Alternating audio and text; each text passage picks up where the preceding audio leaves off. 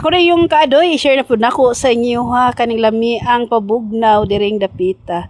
So naghalo-halo dahil mida mga kaday kong higala no, nindot po kayo ilang halo-halo mga kaday kong higala. Kay gitawag do siya overload no.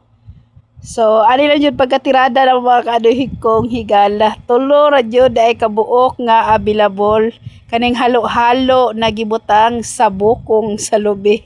So si kalasag no, aksyon pangluod kay wala na may available nga lubi.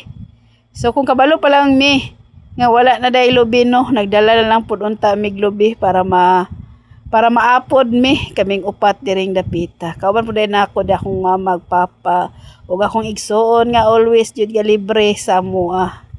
So mo na ni mga kare kong higala nag-order pud mig spaghetti dira. Kauban pud namo si Princess namo nga halos pod nga hotdog niya basta bugnaw kay mga kadi kong higala paborito ni niya kaning mga bugnaw kaning mga ice cream mo niyang ganahan. So labi na jud kita mga kadi kong higala no, makaingon jud ta nga lami jud kaayo kaning pabugnaw, labi na sa panahon karon mukalit lag kaulan, mukalit pod og init ang panahon, pero kay kita nangita jud tag bugnaw no, labi na jud among bata diri kay sig sapot-sapot para po mabugnawan ni iyang ulo ani kani po iyang lawas. So during day mi nagkaon-kaon di mga kadagong higala si kalasag ra jud lahi dira kay wala na lagi budget kaning gitawag natog butong kay nahutdan sila. So arang kabugnaw og kalami among snack karong orasa og karong takna.